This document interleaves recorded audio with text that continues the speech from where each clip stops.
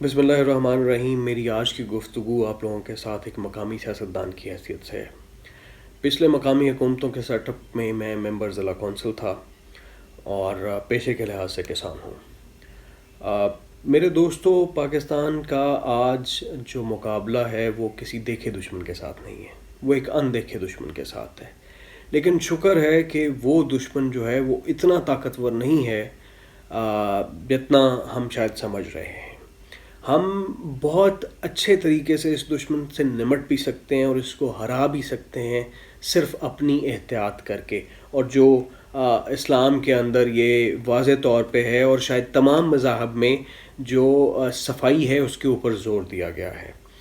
دوسری چیز جو میں ایز پولیٹیشین آپ لوگوں سے کرنا چاہتا ہوں کہ ہم جو مقامی حکومتیں ہیں وہ کسی بھی ملک میں ان جیسے جس طرح ابھی ہمیں اس وبا سے نمٹنا ہے، اس میں سب سے زیادہ کارآمد ثابت ہوتی ہیں، کیونکہ جو مقامی نمائندے ہوتے ہیں، اب میں پنجاب کی آپ کو مثال دیتا ہوں، سب سے بڑا آبادی کا صوبہ ہے، اس کے 60,000 جو منتخب نمائندے تھے پچھلے جو الیکشن ہوا تھا اس میں موجود، وہ کسی بھی وجہ سے ان کو ہٹا دیا گیا۔ لیکن میں یہ درخواست کرتا ہوں اپنے اداروں کو، اگر آپ کچھ بھی کوئی بھی پاسبلٹی بنتی ہے تو ان کو بحال کر دیں، یہ آپ کو بہت بہتر طور پہ اس میں مددگار ثابت ہوں گے۔ اگر آپ کسی وجہ سے اس کو بحال نہیں بھی کر سکتے تو یاد رکھیے، یہاں پہ پاکستان میں پنجاب کے جو پچھلی گورنمنٹ ہے اس میں ہم نے ہیلتھ اتھارٹیز کو جو ہے وہ نوٹیفائی کیا تھا، وہ کانسٹیٹیوٹ کیا تھا۔ ان ہیلتھ اتھارٹیز میں جو ریئل لوگ ہیں، جو الیکٹڈ لوگ ہیں، جو اوریجنل کام کرنے والے لوگ ہیں، ان کو لے کے آئیں اور ان کے ساتھ مل کے اس وبا پر قابو پانے میں مدد کریں۔ دوسرا، میں آپ کو تجویز یہ دینا چاہتا ہوں پورے پنجاب اور پاکستان کے لوگوں کو کہ حکومتیں وقت اور صوبائی اور مرکزی حکومتیں سپورٹ کر رہی ہیں ہمارے فرنٹ لائن واریئرز کو۔ یاد رکھیے گا، ڈاکٹرز، نرسز، پیرامیڈیکلز، یہ سارے آپ کے فرنٹ لائن واریئرز ہیں جنہوں نے ہمارے اس کورونا سے لڑائی میں ہماری مدد کرنی ہے اور ہمیں بچانا ہے۔ یہ ہمارا ہراول دستہ ہے۔ اب اس ہراول دستے کو اپنی حفاظت کے لیے، اس دشمن کو ہرانے کے لیے ایک حفاظتی کٹ کی ضرورت ہوتی ہے۔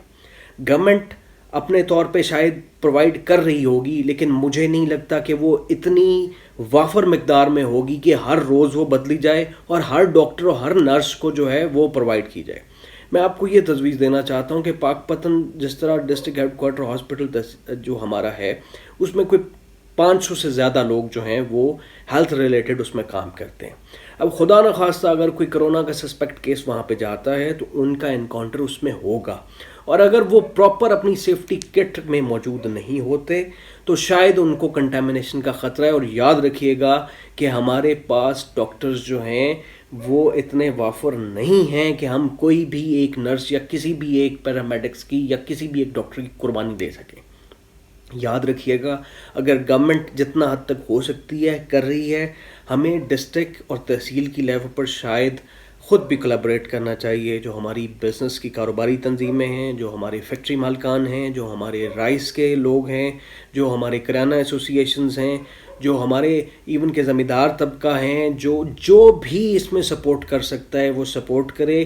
ڈی سی پاک پٹن کے ساتھ مل کر اس کا کوئی ایک فنڈ کریٹ کر دیا جائے اگر پاسبل ہو سکے، اگر قانون اجازت دیتا ہو تو اس میں ہمیں مدد کرنے کی ضرورت ہے، ان کو ایٹ لیسٹ کٹس پرووائڈ کرنے کی۔ ایک بات اور جو سب سے بڑی ذمہ داری ہم لوگوں پہ عائد ہوگی، وہ یاد رکھیے گا غریب اور دہاڑی دار جو ورکرز ہیں ان کی ہوگی۔ آپ دیکھیے، آئیڈینٹیفائی کیجئے ارد گرد لوگوں کو، اگر آپ کسی کی سپورٹ کر سکتے ہیں کھانے میں، پینے میں، کسی دوائی میں، وہ ضرور کیجیے گا۔ یہ ہم پر ہمارا مذہبی اور قومی فریضہ ہے، اس کو ہم ادا کرتے ہوئے بہت بہتر طور پر اس دشمن سے نمٹ لیں گے۔ یہ ناممکن نہیں ہے، ہمیں کلیکٹیو کام کرنا پڑے گا، اور حکومت سے میری یہ استدعا ہے، یہ درخواست ہے کہ خدا را سیاست سے ہٹ کے ہر پارٹی کو آن بورڈ لیں، تمام جو لوگ ہیں ان کو مشاورت کریں، ان سے لیں، اپنے جو آپ کے افسران ہیں جو ہیلتھ ریلیٹڈ، ان کو آئیڈینٹیفائی کریں کہ کون سے آپ کے بہتر جو افسران ہیں وہ اس کو بہتر طور پر سر انجام دے سکتے ہیں، اور یہ ہمیں کرنا پڑے گا۔ اس کے بغیر کوئی چارہ نہیں ہے۔ ہم کسان لوگ آپ کے لیے خوراک مہیا کر رہے ہیں اور انشاءاللہ کرتے رہیں گے۔